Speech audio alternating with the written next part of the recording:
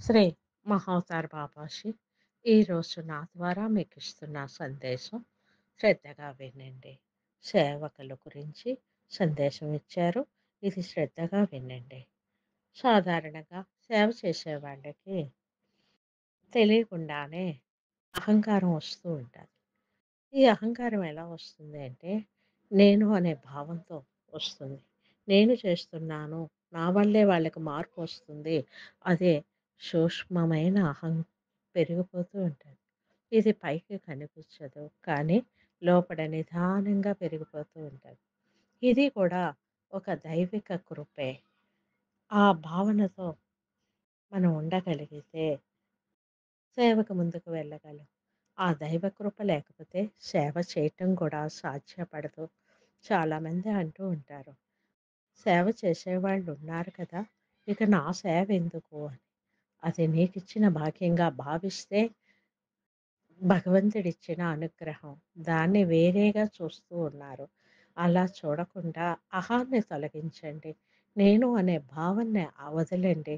అప్పుడే భగవంతుడిచ్చినటువంటి అనుగ్రహాన్ని పొందగలుగుతారు. నేను విత్తనం వేశాను కాబట్టి మొక్కొచ్చిందనే భావన కూడా అహంకారంగా మారుతుంది. అందుకే నిత్య ఆత్మవిచారణ జరగాలి. నేనెవరు? ఎవరు సేవ చేస్తున్నాను? ఎందుకు చేస్తున్నాను? ఈ విచారణ జరగాలి. ఈ శక్తి ఎక్కడి నుండి వస్తుంది? అన్న ప్రశ్నలు ప్రతిరోజు మనల్ని మనం అడుగుతూ ఉండాలి. ఒక్ ఒకవేళ 10 మంది మీకు కలిసి రాకపోయినా మనం మానకూడదు. అదే నిజమైన త్యాగభావం. వారు రాలేదు, వీళ్ళు రాలేదని ఆ అహంకారపూరితంగా నేనే చేస్తున్నాననే భావనతో మెసలకూడదు. వీటి వల్ల కూడా అహంకారం వచ్చినట్లే కదా! అలానే ధ్యానం అనేది వ్యక్తిగతమైనదే అయ్యుండొచ్చు. కానీ మన కుటుంబానికి ఎంత వెలుగునిస్తుంది? మన కుటుంబంలో ఎన్ని రకాల మార్పులొచ్చాయి?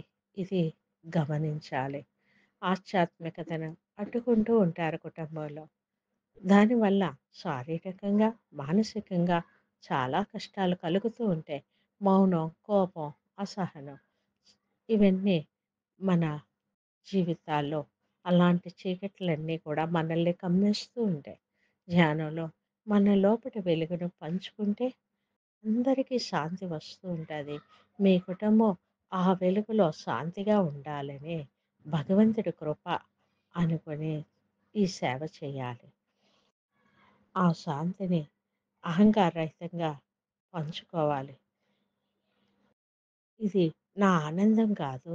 ఇది పంచుకోవాల్సినది దైవానుగ్రహం అనే దృష్టితో మీరు పంచుకోగలగాలి. అప్పుడే మీరు నిజమైన సేవకులు.